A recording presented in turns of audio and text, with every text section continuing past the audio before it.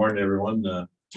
We'll start the meeting. Today, as you know, what we have on the agenda, the protection plan, if you will, and that's something we're probably going to be discussing a couple training meetings anyway.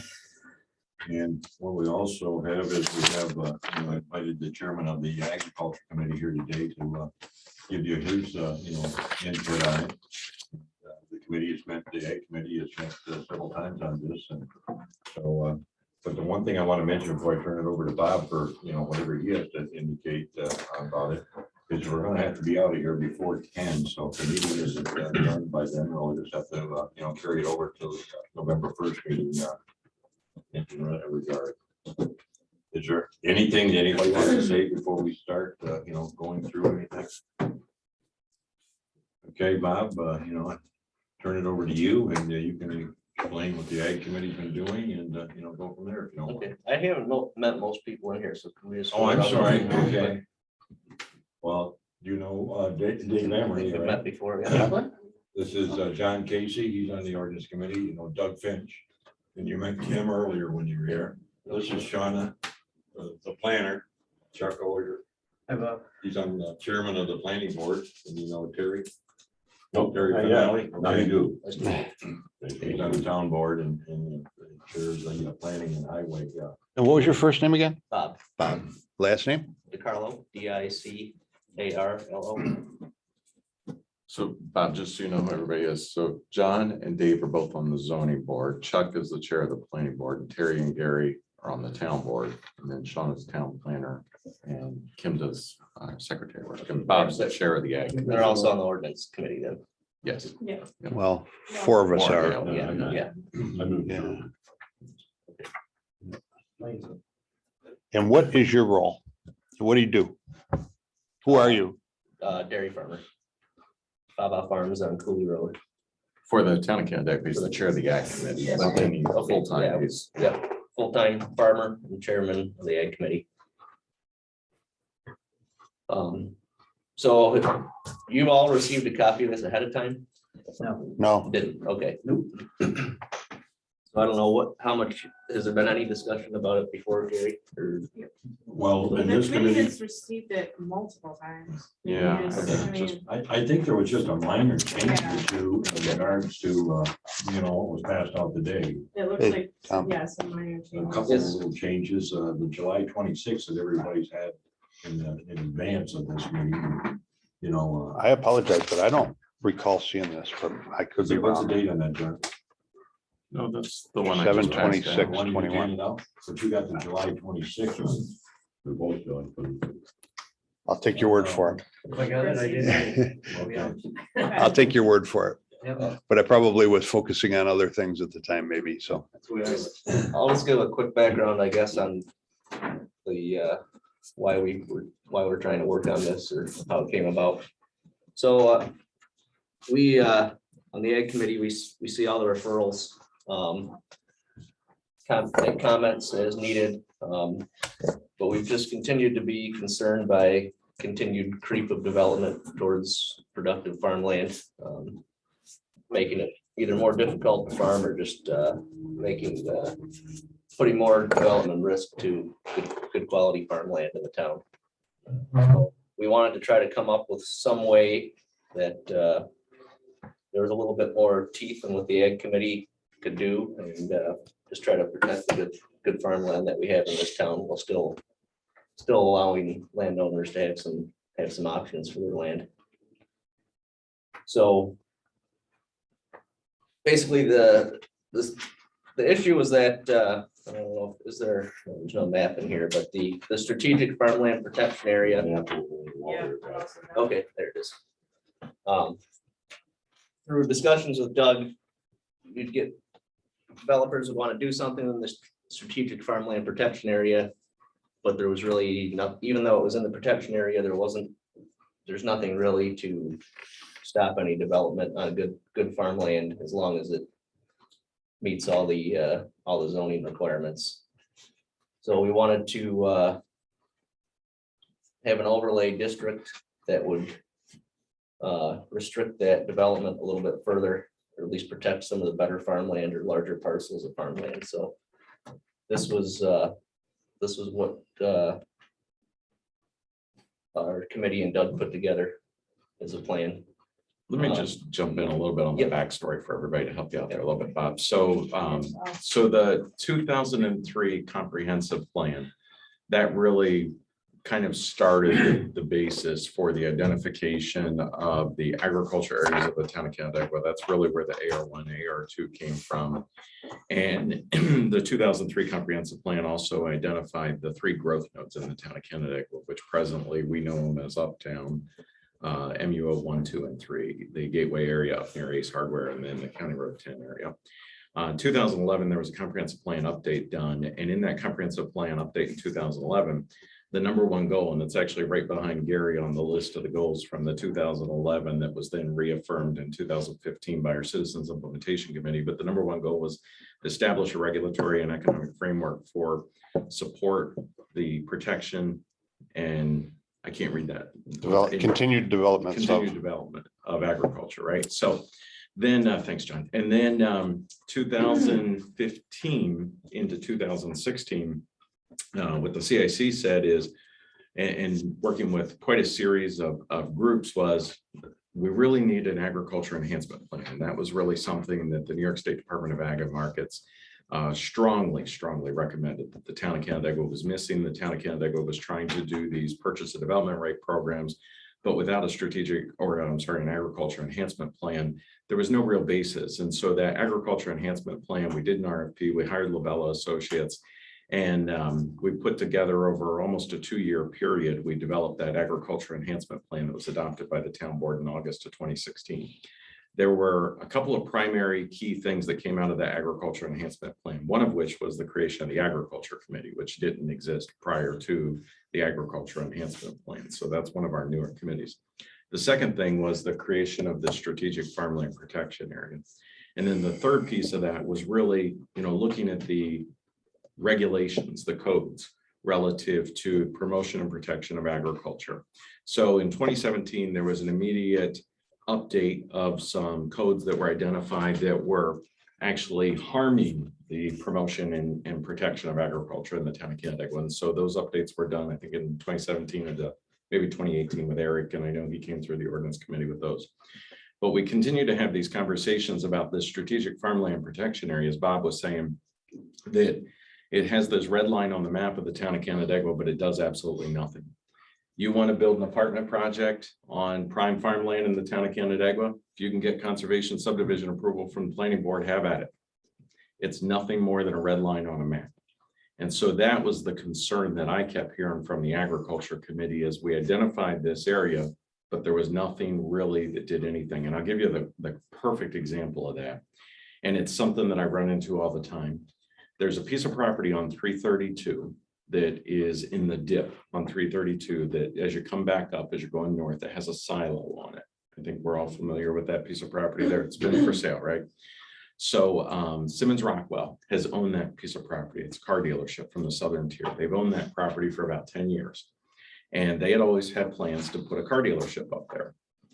It's literally right in the middle of the strategic farmland protection area. So, but there's nothing truthfully to stop them from building a car dealership in the middle of the strategic farmland protection area, even though it's across from one of our protected farms, literally across the street. It's across 332 from that. I continue to have conversations over the years with Simmons Rockwell. They're trying to sell it now because they realize that we're looking for a different use in that area. Maybe that's not going to be economically feasible for them because we're not planning to put sewers in the strategic farmland protection area and that sort of thing. But we're still lacking any real regulatory efforts to help promote and protect the agriculture operations in the strategic farmland protection area. And so that's where we got into this conversation with the Ag Committee about not only the protection piece, but also the promotion piece. And that's what this local law really tries to do, is really solidify and help protect the agricultural operators in the red line, in the strategic farmland protection area. So Bob, sorry, I just want to give a little bit more backstory. That's better than I could explain it. So This is the first time I've done something like this, so do you wanna, should we read through it, or what do you guys recommend, or? What was your question? I'm sorry about. This is the first time I've done something like this, so how would you guys best like to go through? Do we need to read through it, or? Well, Any of whatever you way that have- you think is gonna be beneficial, what you can convey from the ag committee, I would think, but that depends on what the committee. Feel like.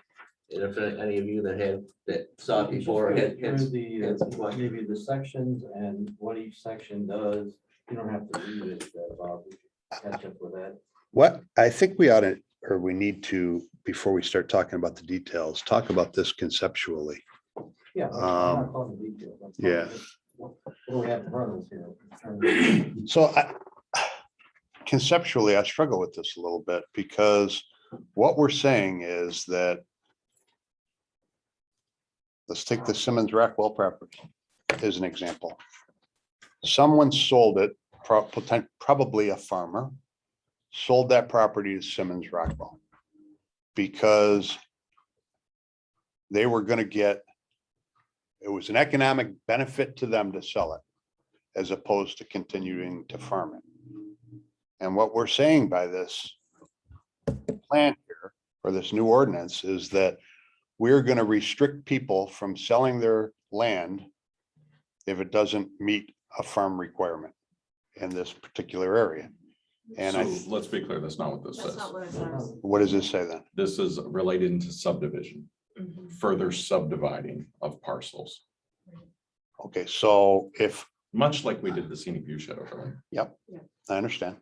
So if a farmer has an 8-acre plot, Mhm. what we're saying is that they cannot go and subdivide that or any more than the 8 acres. No, it would still allow them to do that also. Okay, so help me with that, just Sure. conceptually, without, So- I mean, this is the first time I've seen it, so I haven't read through the whole thing, Okay, so help me with so that. it's right here. at the What does it say? document. So prior to planning board approval, or I'm sorry, prior to approval by the planning board, proposals of subdivision of 7 acres or greater in the agricultural protection overlay district shall, one, the proposed demonstrate, one, the proposed subdivision application has been reviewed by the Town of Canandaigua Agriculture Advisory Committee. Two, the planning board shall find that the proposed subdivision does not cause a loss. Can't read this morning. Let me start over again. The planning board shall find that the proposed subdivision does not cause a loss of valuable agricultural lands, or the applicant has demonstrated an action to advance agriculture protection in the town of Canandaigua, and the proposed action was deemed appropriate by the Agriculture Advisory Committee. So, and that's What I just heard you intentionally said then, Mhm. and you correct me if I'm wrong, is that they have to sell it for agricultural purposes. No, No? no. They That's could what I sell thought it I for a just heard you house. said. Mm. It can't cause a loss of agricultural land. So. So use- let's talk about that for a second. Sure. How's that So work? let's pretend there's a 10-acre parcel. Yeah. If it's a real farming operation, it's gonna be more than that. Let's But- pretend it's a 50-acre parcel, Okay, right? yep, And let's pretend that there's a lot of scrub brush that's 5 acres that's not really being used for anything, and they want to sell that off, subdivide and sell that off and build a house on it. so that 5 acres they could sell off, but the balance of it, they couldn't then. No, it doesn't stop them from selling that. They could still sell that. All it says is it can't it can't be a loss of valuable agricultural land, or there's been some action that advances or demonstrates an advancement for agriculture. So that could be a number of things, and that's left intentionally and open. Either it's a farming operation already, or maybe they're making a contribution to the agriculture or the TDR program, or maybe there's any number of different things, but it wouldn't prohibit them from selling the property at all. So if there's a property like this Simmons Rockwell property as an Mhm. example, that Mhm. is in this overlay, Mhm. he could sell that and they could put up a subdivision. Or they could subdivide it and put up a residential neighborhood. Well, because this also talks about, this as an overlay, keep in mind, so the base zoning. So the base zoning of that particular parcel is community commercial. So the answer would be no on that, but that has nothing to do with this. Okay, so this imaginary property that we're talking Right. about, potentially they could sell it Mhm. and subdivide it and put up a neighborhood, provided the zoning for that particular parcel allowed that. and provided that they have demonstrated some action, either it's not a loss of valuable agricultural land, or they've demonstrated an action to advance, as determined by the planning board, to advance agriculture. So I go back to the Monks Road Solar is another good example of that, right? Where the solar farm on Monks Road, the landowner came into us, right? And I think, were you on the planning board then? Yeah, right. So the planning board, and I know you were, Chuck. So the planning board went through that whole process, referred it to the agriculture committee. And for instance, the special use says that the planning board cannot grant approval for a solar farm unless there's a finding that it's not a loss of valuable agricultural land, right? So the agriculture committee looked at that, did a whole analysis of the soil, the history of the yields and everything else that comes from that, and said, this isn't valuable agricultural land, that a solar farm may be a higher and better use. And so that enabled the planning board to go ahead and move forward with that, because that land itself wasn't. And it actually gave him some revenue to allow him to continue to farm. The rest of his farm And operation, right? it was, you can help me out here, but it was pretty crappy farmland. It was erodible and it was taking, he was growing corn on it. So he's highly fertilized and it was draining right into the Seneca Point Glen. Mhm. So everybody won there. In that particular instance. Yeah. So, but every single But there were time, people that came and whined about, oh, you're taking away my view, you're taking away valuable farmland because it was being farmed. It was really very marginal farmland. but every single application that gets referred to the agriculture committee, they do that type of in-depth analysis of the soils. They, every single one of them, determine whether or not it's valuable agricultural lands. Okay, but it seems to me that we are putting the future of that individual or that individual's family in the hands of the Ag Committee. Potentially. How? So if they intend to sell it to some use that is not deemed suitable by the Ag Committee, and maybe I'm interpreting it incorrectly, but that's what I think I'm hearing, then they'd not be able to sell their property unless it was, No, that's not the case. They could always sell it. I mean, that's just like a PDR. You can always sell it, even though there's the conservation easement placed on it. It doesn't prohibit you from selling it. It doesn't prohibit you from developing it. okay. You can still do that, Under certain control. right?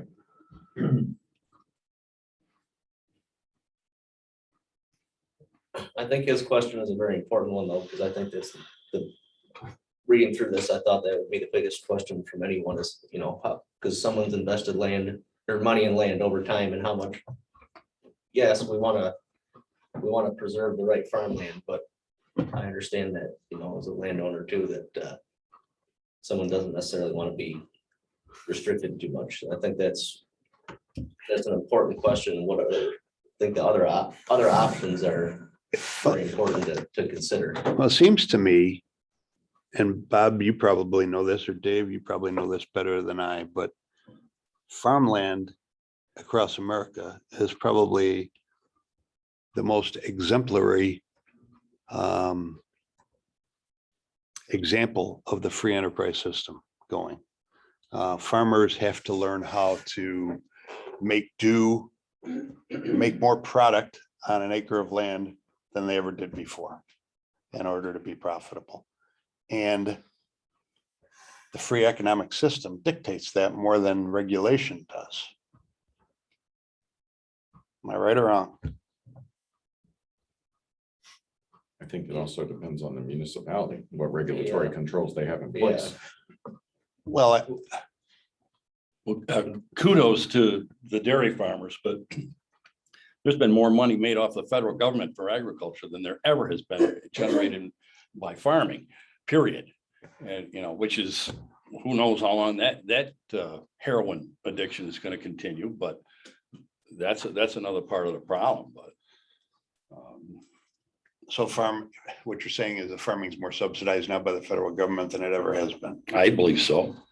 Well, especially in the last couple of years, yeah.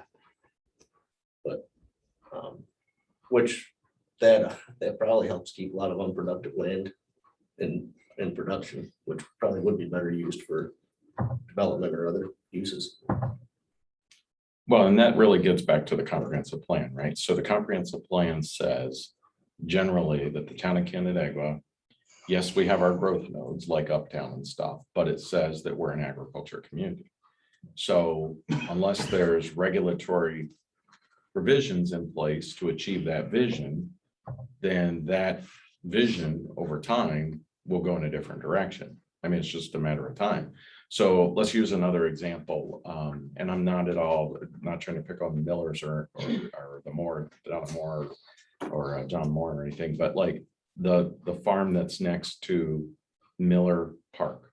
Okay. So that's currently operation. That's in the strategic farmland protection area.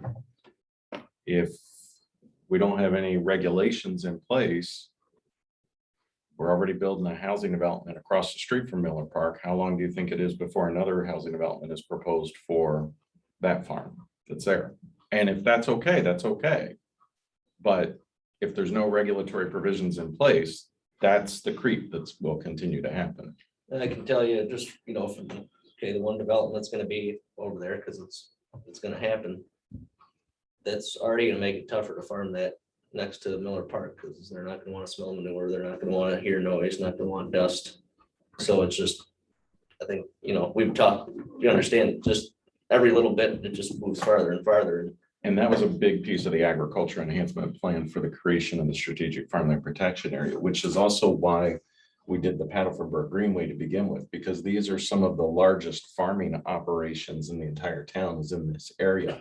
And keeping those agricultural operations together, doesn't matter if you're spreading manure on one field and another or not, or even just the wildlife corridors associated with that and everything else, by keeping that together and not allowing housing developments to be plopped in the middle that you have to pick up the till, right? And essentially go around a housing development or be concerned about that. It makes it more convenient and promotion of agriculture in those areas.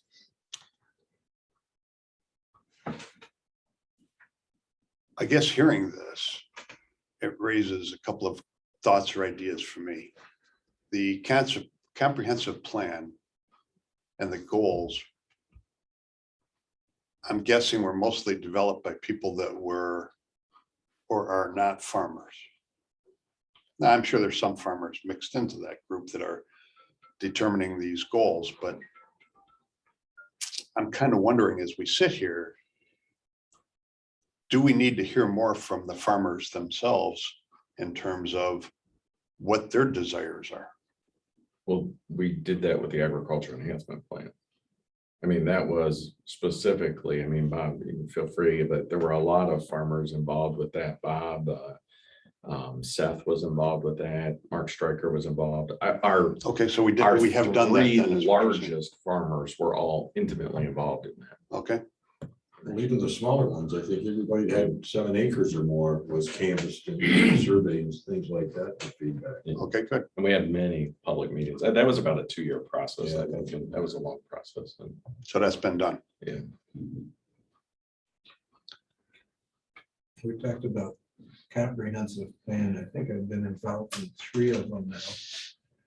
And each time we roll around, it cites the number of acres in farmland or something to that effect, and it continually diminishes, which is representative of farming perhaps without subsidies is no longer a economically viable best use of the land. It's a fact of life. There are fewer small farms, there are fewer large farms, and there are a lot fewer profitable farms.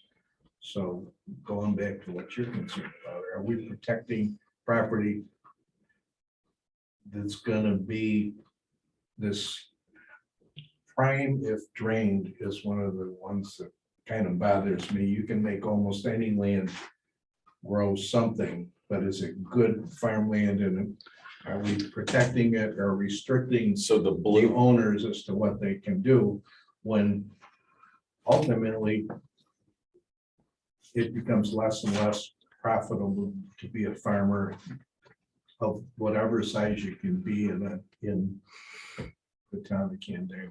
And we just have to be careful with the balance here. So if you've got that prime if drained land that's sitting fallow or is really just growing grass or is mowed once a year, are we restricting the owner's best economic use of the property? And I think that's what you're worried about. That's my concern, yeah. And I hope there's a balance here. Well, but just look at the map. The blue is the prime if drained. Those are our largest farming operations because they invest in the fields. They put the drain tiles in to make them prime farmland. And those are our largest farming operations. That's the Pedalford Brook Greenway. And then you get into the prime farmland down here on this side. Prime if drain takes the soil type into consideration too. Correct. So it's not just poor wetland that's made drier by draining. It's good soil that just needs some drainage. Is there another farm that's doing tile other than you? I don't know. We do a lot. My whole thing about, I think exactly what you're doing. It's just exactly the same plan that they did in Fairport to us, what they did in Victor. And now you're playing the same game here. These are not all prime soils, and it's been real easy, just like the CPI has been, dumbed down. I have 250 acres, of which 150 tillable on New Michigan Road. And these are not prime soils. I mean, prime soils in Hopewell or whatever, they're not anything, even what the level Schoharies that you guys play with. But if you see my farm, it's basically designed to be a cattle farm, and that's what it was. I had 100 acres, and you told me 3 years ago I would never be able to develop that property. And I'm looking at maybe 1,500 homes that are being built on the other side of Farmington Town Line Road. And I think it's coming, whether you like it or not. But these are not worth soils that are worth preserving. And the only good thing is at least the erosion is not going into Canandaigua Lake like it is down off of Middle Cheshire Road, or where all the development's happening in the town. I just think, like I said, Victor did a 3-acre lot minimum size. We've 400 acres up there yet. And it's the last one. We're the last. Lauder and I are probably the last holdout. And I can't hold that off forever. But now you're asking me, and there's no legacy for me. I think there is for John Nope, but there's no legacy. And you got Joan Taylor. These are large landowners that are never, you got Taylor's, well, I don't know how much land, but all these areas, and what happens is that people, they let the Braca banks or Seth Pritchard use this land so they can get the ag exemption. But I think you're confiscating people's property. You mentioned John, we did a tour of his farm. Well, that's Bob. And I was amazed at what a nice operation it was. And then I keep reading and I think of the economics of it, and I hope he inherited it or whatever, but how the milk prices continue to plummet, and I don't know what kind of subsidies they get. And I think, see, that poor guy, you work your asses off and you get less and less for your product. What a nightmare being a farmer. Well, we choose to do it, so. But you gotta buy groceries too, like the rest of us. I just feel terrible for the guy and you who devoted his life and his family. And if you try to capitalize the investment there, are you getting a return? Or would you be a lot better selling it to Morel? Well, yeah, I mean, let's face it, what's that land worth, whether it's development land or it's worth more as development grazing land. land? And I think corn land. Dave is a very good point. I struggle with some of these same questions of, how much can we really restrict? I don't want to see that creep because it puts our farmer and other farms at risk. But the biggest thing is, and I've seen what happened. I grew up in Victor, so I'm very familiar with what happened there and in Penfield, Fairport.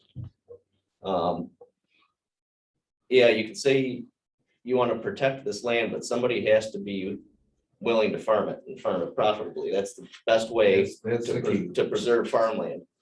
So whether or not this is a good idea or not, whatever, maybe whatever the town does to either put development in a certain location or with sewer and waters, better planning to keep development in a certain area or just prevent that creep necessarily on some of the actual good land, because that, as that development moves, it does discourage people from continuing farming too. But I think a lot of it does come down to the individual farm too, of succession planning, and farms haven't generally been great at that in the past. But let's just be clear, so the overlay district doesn't prohibit anybody from developing the property. It doesn't prohibit anybody from selling the property. It doesn't even say that all you can do is agriculture on the property. It provides, without going that far, because we had those conversations right at the ag committee of okay, does it go that far? And the answer was no. We don't want to restrict somebody from being able to sell their property or even develop their property. All it says is either it's not a loss of viable ag land, or there's something that's been done to advance agriculture. And it's really only relative to subdivision. So if you have a lot and a house already on it, this doesn't mean anything to you. There's no impact. If you have 10 acres for that matter, and you're gonna sell it, so it has no impact on you. It's really, this is intended for when a housing development comes along. That you can still even do the housing development. Yes, you absolutely could. But there has to be either finding that it's not loss of valuable agriculture land, or there has to be something done to advance agriculture. You just basically, that's me, 250 acres. There's no way you're ever gonna let me develop that property, the town, no way. You're calling it prime farmland. I don't know why. I mean, I went to the University of Minnesota and took agronomy. I know what prime farmland looks like. In fact, I've got some over in Victor, but I don't have any on the Michigan Road. I mean, basically any land that doesn't have water on it is prime farmland, that, you know, if you take a look, it's soil and water. So that's just a misnomer as far as I'm concerned. But how are you not preventing me from, I mean, I've got water now, I can see it down the road now, and sewer. But there's no way you're gonna allow it to come into your Paddlefoot Greenbelt area. Well, the town's not gonna run it, but the developers run it all the time. I mean, Well, no, that's I'm what not saying happened that with that's what happened with the Pierceburg subdivision. That property didn't have sewer. The developer decided they were gonna run sewer to it. I'm not saying that has to happen, but I'm saying is, what is this overlay gonna do for somebody like myself? That say that Ryan Home wants to come in there and build umpteen homes, just like they have over on the other side, as long as it meets the zoning requirements. And I'm not saying I want it to happen. I'm building a barn, I'm staying there, but my kids are in North Carolina. Right, so let's talk about that for instance. So on the north side of the road, right, the regulations are very relaxed. Town of Farmington, obviously. I mean, that's a huge growth node. I mean, they're building hundreds of houses on the north side of Canandaigua Farmington Town Line Road, right? I mean, it's getting more and more dense. South side of the road, we have the Paddlefoot Greenway and the Strategic Farmland Protection Area. So let's imagine that this is in place. Ryan Homes comes to you, they make an offer on your property, you sell it. No impact to you whatsoever. Ryan Homes, when they go to subdivide it, they're gonna have to demonstrate some sort of ability of how they're advancing agriculture and the promotion of agriculture, protection of agriculture, probably financially. So then as they do the subdivision, they would probably have to pay money into the open space fund so that more and more prime soils can go through the program with the PDR program and that sort of stuff, so that the development rights are extinguished.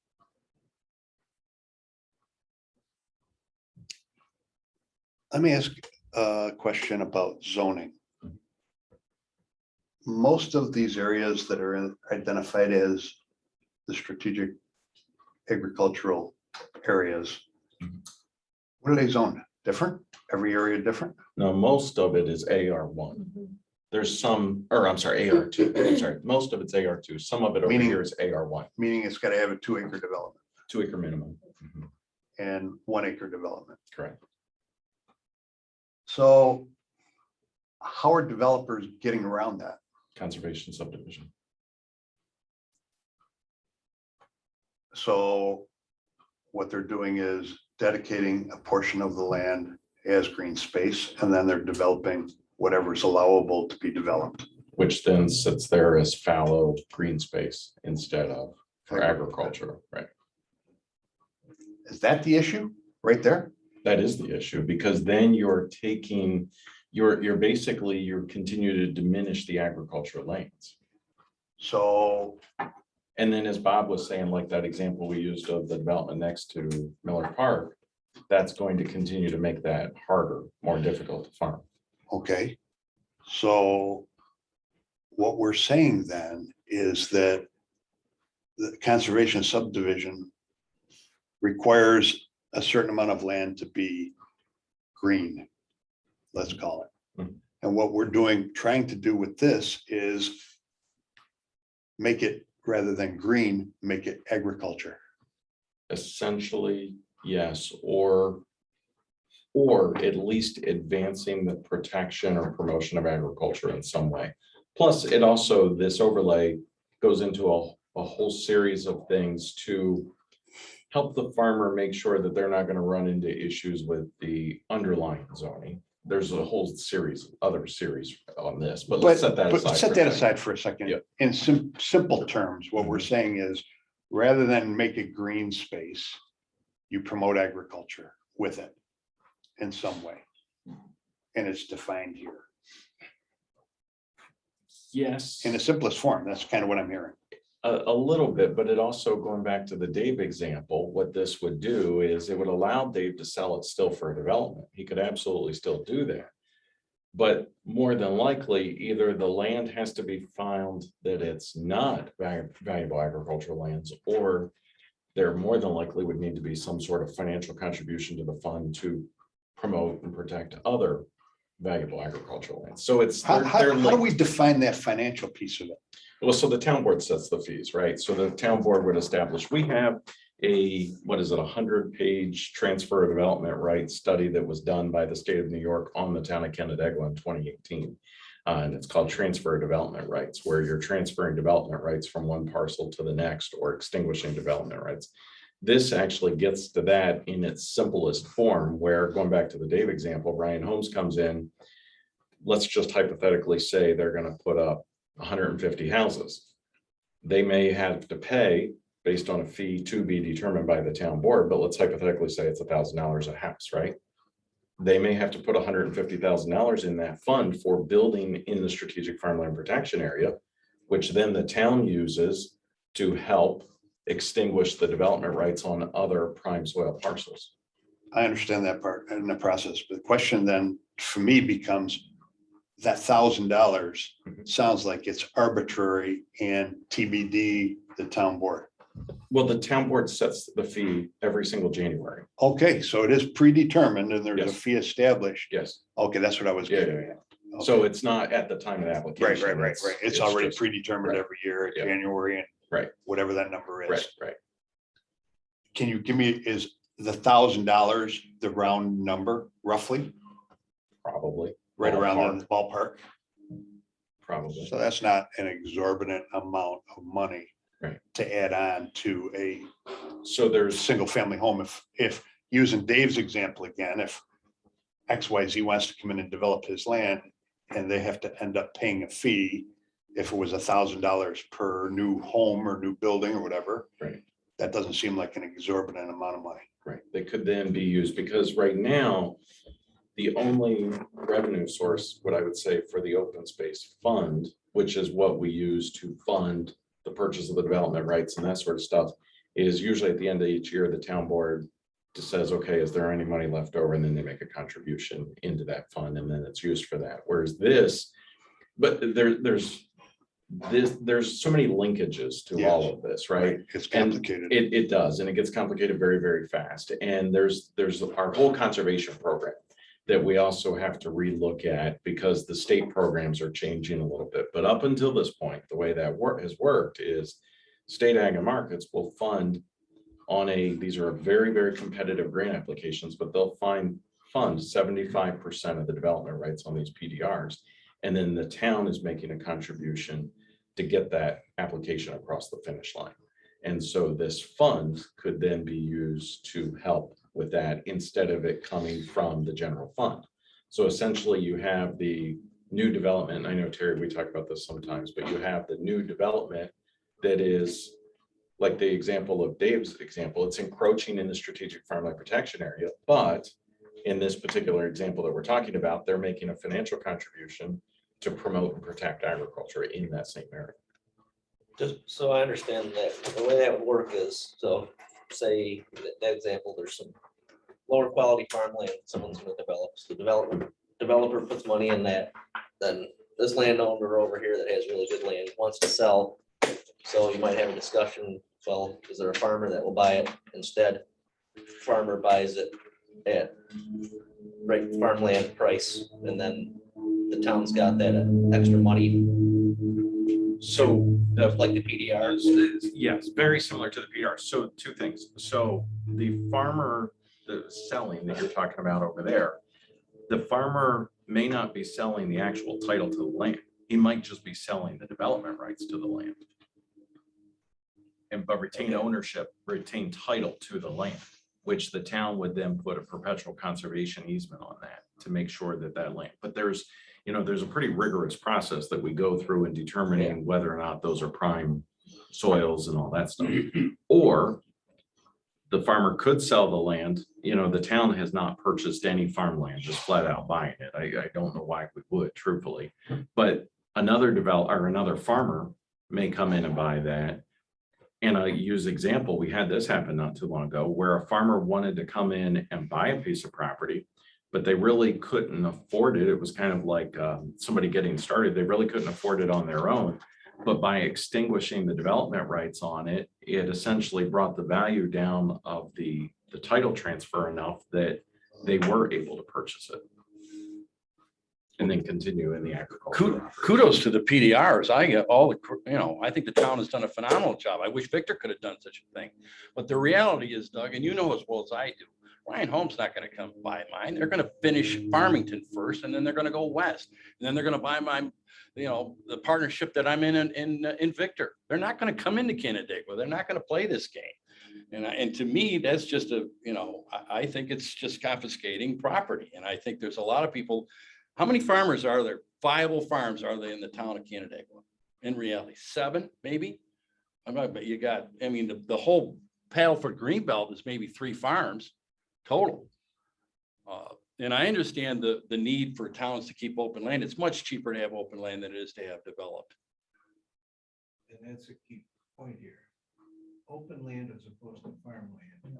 And we have, when we're looking again at the progression over the years of the number of acres that are farmland as opposed to vacant continues to grow because it's no longer economically viable to do whatever kind of farming you used to do there. Where I lived way the hell down by the South Bristol line, that land was all tiled. It's impossible to grow it, anything there. Somebody 100 years ago tiled that to drain it. God bless them, long dead. But there's a lot of land in this protection area that I'm afraid is vacant land. More and more of it's going to become vacant land. And to John's point, it may be tougher for the poor bastard that owns it to sell it for more economically viable use. And I love open spaces and everybody's in love with open spaces, but there's still private property rights. There's economics. Dave, you see it in your property. God bless you to continue. And Mr. Nope there. But the economics of it continues to diminish the viability of farming on this scale on our lands when there are alternative uses. We use zoning to try and funnel residential development To the areas we want it to be in. in appropriate areas. Look at the SCR. Look at where you live. It's zoning has kind of worked in conjunction with sewers and water. But if they put sewers and water out by you, Ryan's gonna be knocking on your door. Well, they won't be with this. Well, that's a dilemma. I mean, is it fair to the increasing percentage of landowners that have vacant land because it's no longer economically viable to be a farmer? Was, And we've paid with the PDRs, we've paid the good farmers. They've been able to cash out of their land. They've got their retirement money and they can still farm. And they've gotten their money out thanks to the PDR program. Like I said, I think the PDR thing has been really well done, but the state money end of that, you know, as well as I, how long is this gonna last? And it's bigger and bigger money all the time. And I mean, I've always said, you don't want to develop, buy it. And that's what the town has done. And I think that's been a great move. But, and I think for farmers like Catawba that's gotten some, they can buy other land and get bigger that way. But we're reaching a limit in size. And I just think if you don't have a legacy plan, even for the, and I don't know, I think Braca Banks has got Travis and Tyler, they've got a big family there and they can keep going, but they don't own all their property. There's a lot of landowners in the Paddleford that are just like, you know, I at least farm it for now, but there won't be, after I'm gone, I guarantee you nothing's gonna happen. And I don't think Braca Bank's gonna wanna rent that property either. So and that's the only choice you've given me. You know, for down the line, I have to rent a Braca Bank. That's the only choice I have. And I think that's just reality. You want to carry on, Bob, or you setting on that day? I'm- John, for questions for now? Well, that was some of the discussion I was hoping to have, because I don't think this is any perfect answer. I've had some of those same questions myself, and I think we need to have good conversation and questions about all that, because that is the reality of it. So I definitely want to do a little bit more thinking about it too, after that confirms some of the thoughts that I've had about this type of plan. and I think, I'm not, are we done? Yeah, go ahead. I also think we've put up a pretty significant hurdle for development in key areas with our comprehensive subdivision environmental enhancement plan. That's created a pretty significant hurdle for developers in areas in Canandaigua. And the question then, in my mind, becomes, do we need to go a step further? Because that's what this does. This takes it to a different level, I believe. And that's a question I have in my mind, whether we need to do that or not. Well, we just did it for the scenic view shed. We We did. said that was. We said important. 1 acre developments. So what I'm are we hearing saying now this is- isn't as- And what I'm hearing now is we got 1 acre or 2 acre development minimums in this particular area. So the question then becomes, is the zoning adequate in these areas here to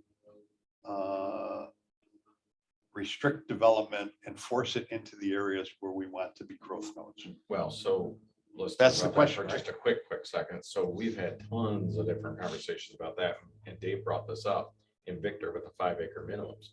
Everything, and there's all kinds of schools of thought on that, right? But we debated that thing every which way but sideways for, I know, at least a year. When you go to the 5 acre minimum lot sizes, you end up with somebody building a house with 2 or 3 acres that becomes weeds in the back of their house and it's not used. So it chews up. So it does the opposite of what you're trying to do. Which I heard in terms of the use of those vacant acres. Right. That's the issue. It's the use of the vacant acres. Right? That's kind of what it all boils down to. Yeah, well, and then the overall, I mean, these are the largest parcels. I mean, we referenced that Taylor parcel, that's like a 300-acre parcel. These are some of the biggest parcels that are the most, would you say, economically feasible to farm with the larger parcels? Is that, It's easier to farm larger. Yeah. Yeah, larger. and then when they're adjacent to each other, right? So that's, Well, one thing we discussed at the Ag Committee meeting, Bob, if you remember, is that on the parcels and things like that, when they start subdividing and stuff like that, you and Dave probably are no longer interested in farming those because they're such small acres that, it's no longer going to be viable for the farmer that is looking to get produce off them. Or it's harder to access the fields. Right. well, and Stryker, I know when we did the PDR with Stryker, I mean, we even had photos of this great big huge tractor and plow stuck at the traffic light at North Road next to Tim Hortons, trying to cross 332 to get to the field on the other side, trying to go through all that. And so that's why keeping the larger parcels in the same area, it's much easier to continue this farming. Well, we need to break fairly soon because somebody else is going to be coming in here. Are there other things on this? You said you want to study it more, which is understandable. Bob. Yeah, and I'll bring Things like that, Bring some of this Ag Committee. discussion back to the Ag Committee.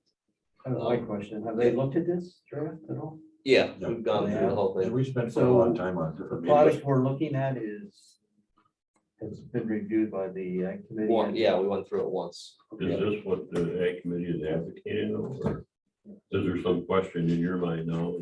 Well, After this there discussion. was, yes, was the first thing that we came up with, but I had some of those same questions. There's some people in the Ag Committee that would just keep every little bit of everything farmland.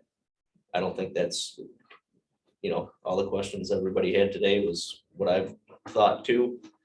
I think we need to have some balance in there, and I don't know if, I really don't know now if an overlay is the right way to do it. We need more discussion and thought about this, I think. Maybe there is more zoning adjustments or something. I know that's not an easy thing to do, but if we can concentrate it more in a certain area. When we look at this map, whether it's purple or green or whatever the other color is, are those actively farmed parcels? And the ones that are not colored at all are vacant land? Yeah, and see that map right there?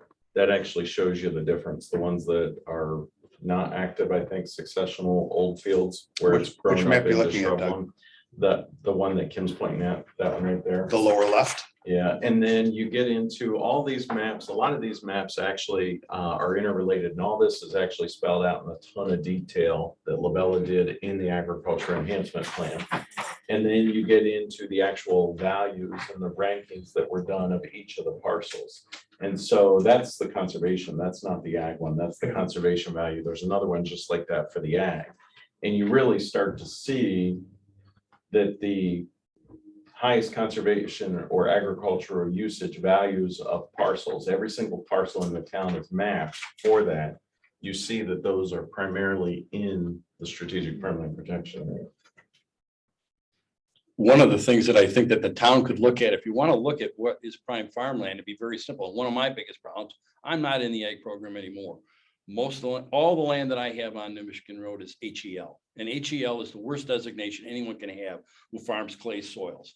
Because you're totally restricted by, you're out of any government program if you violate how you farm the property. So not only you're limited by, a prime soil is not going to be highly erodible soil. And that's exactly, there's a bunch of it. I mean, all down through that whole Paddleford Greenbelt, it's HEL. And that's why you see the number of idle acres that sit there so they can comply with, to get the government payments. But that's exactly why the overlay was written like this, so that the ag committee could actually evaluate on a case by case basis every single parcel. But it's even more than parcel. I mean, the ag committee pulls up the actual soil maps. Sometimes you'll have, as you know, 10 different soils on a parcel, especially some of the large. Well, every place has that. Every Right. soil has been, every farm in the country is broken down into that. And that's how they used to evaluate what was a prime soil. But these class 4 soils that are highly erodible you know, there can be some incredibly productive clay soils. And, you know, go down Cooley Road and take a look at their corn. I mean, you guys have done a magnificent job and those are beautiful fields, but it doesn't happen by accident. But you won't see that in a lot of these areas. It's, you know, as you go down to Michigan so much, even on a lot of what Brockbank works, they do a phenomenal job. But, you know, your designations of prime farmland, I'm sorry. Prime farmland and economically viable farmland.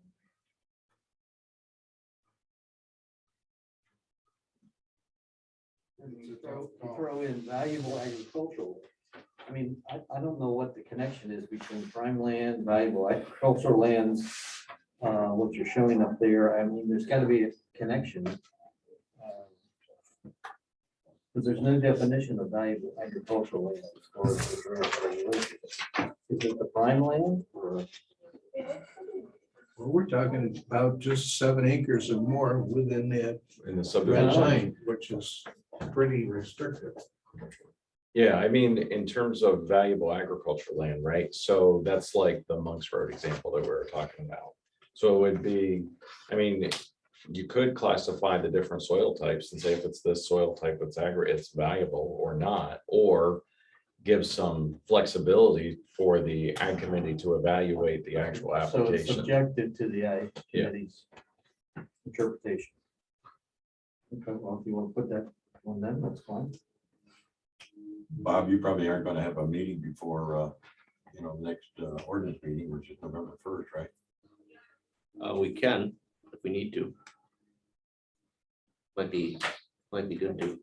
Well, let's see, we'll have. If we really need the ag committee to meet before, you know, this issue coming back before this committee again. I would Yeah. think.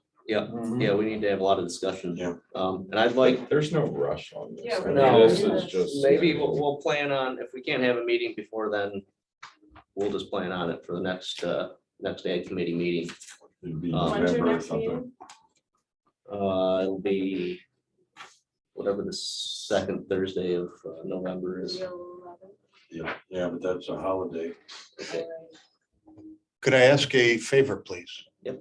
Would you send out the meeting date to this committee here and people in attendance at this meeting so that if we want to come in and listen and Yeah. just hear what's being talked about? Yeah, actually, how about can we just plan a joint meeting? It- Maybe I think it would help add a Doesn't have to little, be everyone. but I mean, whoever wants to this come. has been very educational for me. I mean, I came in here without knowing much about this at all. Honestly, I mean, I never read this at all, in all candor, but You're a city mouse, right? yeah. Not a country mouse. Yeah, and this has been very educational, and I'd like to hear more in-depth conversation about it before I really form an opinion one way or the other about what I think about this. I mean, it'd be helpful for me. Well, I was hoping today just to get some feedback from everybody, and that's what we got before we move any further. Now, if anybody has any, maybe I'll email my contact information out to this group, so I'd That'd like be to hear great. from some of you in between too, if The you have the anything to ag committee discuss. meets by Zoom also, and their meetings are all recorded, so the past videos are on the YouTube channel. Plus, I mean, it's easy enough to do a joint Yep. Zoom meeting. Well, we're set, looks like what might change the date because of the holiday anyway, so I'll talk to Sarah You know about that. you know what may also be helpful is if we send the ordinance committee, like one of the reviews that the ag committee does, where you actually drill into the soil Okay. types so that they see that and understand that and everything. Yeah. Yeah, very well done, very well done. Very helpful. to find this. Okay, why don't I get it with you then, Bob and Shauna, and we'll get something set up for the next meeting. and, Yep. Whenever you decide to do a joint meeting with us. and go from there. Yep. And that way we can determine what's gonna be on the next, the agenda for the next meeting we're gonna have on November 1st. Appreciate everybody's feedback today, so we can When's our work next meeting? together on this. November 1st. Thank you for letting me shoot off my big mouth. That's what I wanted to hear. We'll do cemeteries at that, we'll move that up because we're on the list. to do it, Oh, right after Halloween. See you, Dave. Yeah, Take care. Thanks for coming, Dave. Thank you. Very appropriate. Very appropriate, yes. The day after Halloween. We'll do. So we just have to remember that. I'll get- I will. Well, thanks everyone for coming and, Thank you, Bob. Yep, thank you. Thank you, Bob. Nice to meet you. Nice to meet you.